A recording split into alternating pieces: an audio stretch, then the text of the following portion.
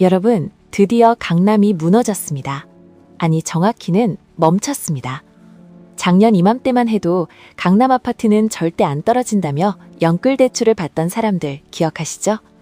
그런데 2026년 2월 정부가 5월 9일까지 팔아라, 아니면 세금 폭탄이다 라고 선전포고를 하자마자 시장이 얼어붙었습니다. 매물은 하루 만에 몇천 개가 쏟아졌는데 정작 계약서에 도장 찍는 사람은 사라졌습니다.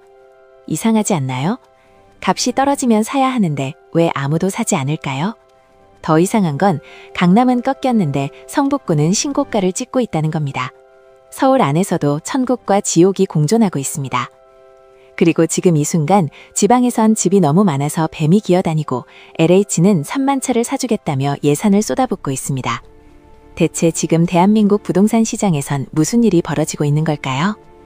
오늘은 2026년 부동산 시장의 혼란 속에서 우리가 놓치고 있는 진짜 신호를 8개의 장면으로 해부해 보겠습니다. 절대 끝까지 놓치지 마세요. 마지막 장에서 여러분이 지금 당장 해야 할 행동을 알려드리겠습니다. 제1막 강력한 압박, 시장이 움직이기 시작했다. 제1장 대통령의 선언과 강남의 굴복. 강남은 절대 안 떨어진다.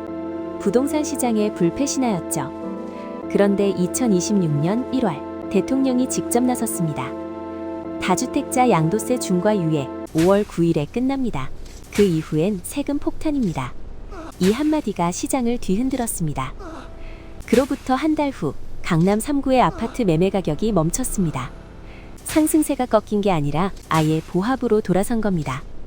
강남구 대치동의 한 대단지는 지난주 대비 호가가 1억 원 떨어진 채 매물로 나왔고, 서초구 반포동에서는 금매 딱지가 붙은 물건이 줄줄이 등장했습니다.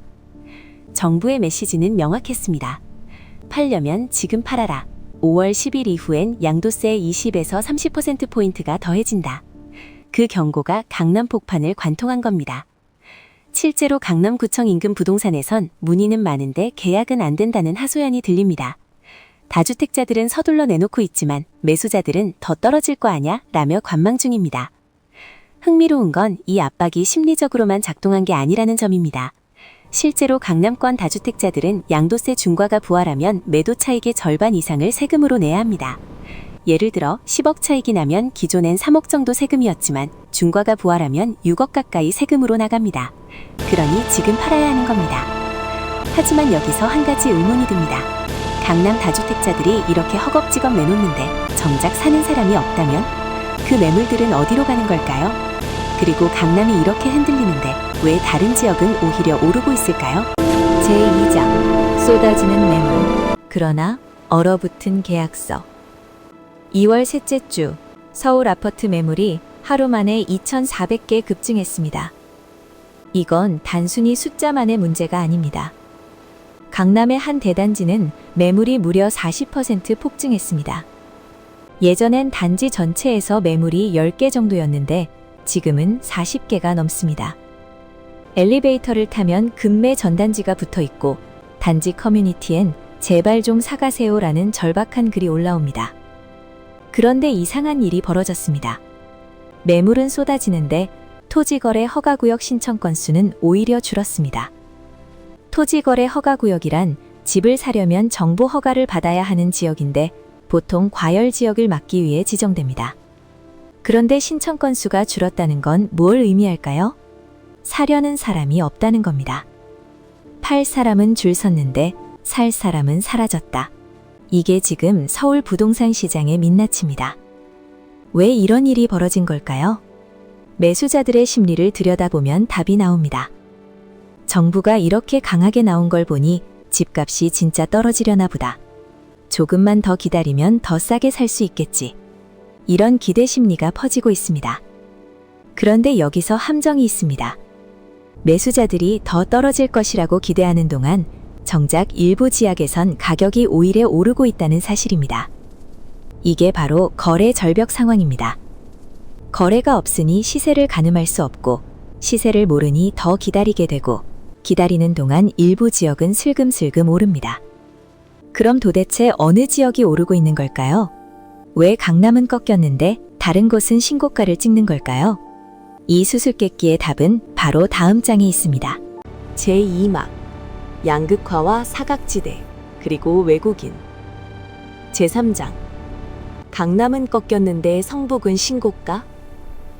2026년 2월 서울 부동산 시장은 완전히 두 쪽으로 갈라졌습니다. 강남 3구는 멈췄는데 성북구와 관악구는 신고가를 경신하고 있습니다. 이게 어떻게 가능한 걸까요? 바로 풍선 효과입니다. 한쪽을 누르니 다른 쪽이 부풀어 오른 겁니다. 그런데 여기서 의문이 생깁니다. 최근 성북구와 과천 등도 조정 대상 지역으로 추가 지정되면서 대출 규제가 강남 3구와 동일해졌습니다. LTV, 담보 인정 비율도 똑같이 낮고 DSR, 총부채 원리금 상환 비율도 똑같이 빡빡합니다. 그런데도 왜 성북은 오르고 강남은 멈춘 걸까요? 핵심은 타이밍과 심리입니다. 첫째, 규제 지정 시점의 차이입니다. 강남 3구는 이미 오래전부터 조정 대상 지역이었습니다. 투기 수요가 걸러지고 실수요자들도 진입 장벽이 높아 주춤한 상태였죠. 반면 성북구나 과천은 최근에야 조정 대상 지역으로 묶였습니다. 규제가 본격적으로 작동하기 전, 즉 마지막 기회라고 생각한 수요가 몰려든 겁니다. 규제 전에 어떻게든 사자는 심리가 폭발한 거죠. 둘째, 가격대의 차이입니다. 강남 3구는 이미 평당 가격이 천정부지로 올라 있습니다. 대출 규제가 같더라도 10억을 넘는 아파트를 사려면 자기 자본이 5억 이상 있어야 합니다.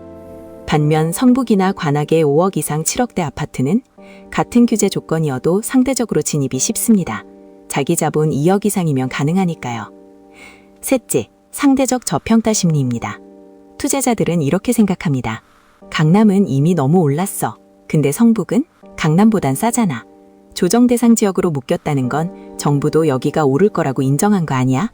이런 역설적 해석이 수요를 부추깁니다. 넷째, 실거주 수요의 차이입니다. 강남 3구는 토기 수요 비중이 컸습니다. 규제가 강화되니 토기 수요가 빠지면서 가격이 멈추었죠.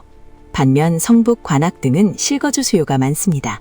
서울에서 살아야 하는데 강남은 못 가니까 여기라도 라는 절박한 수요가 가격을 떠받치고 있습니다. 다섯째, 재건축 재개발 기대감입니다.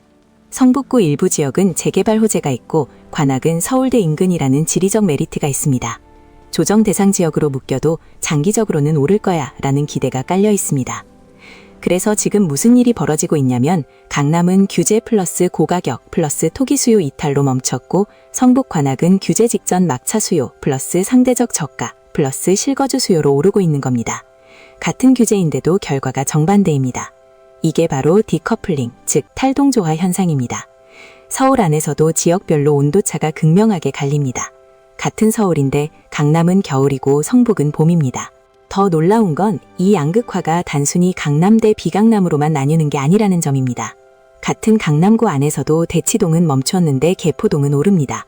왜? 개포동이 재건축 기대감 때문에 상대적으로 저평가돼 있다고 보는 거죠. 같은 조정 대상 지역 안에서도 미시적으로 또 갈립니다.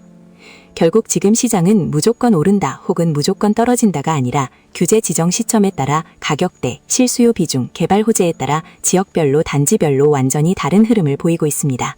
그래서 더 혼란스러운 겁니다. 그런데 여기서 한 가지 더 짚고 넘어가야 할 게 있습니다. 다주택자들이 버틸 수 있었던 마지막 보로, 바로 임대사업자 혜택입니다. 이게 지금 흔들리고 있습니다. 이게 무너지면 어떻게 될까요?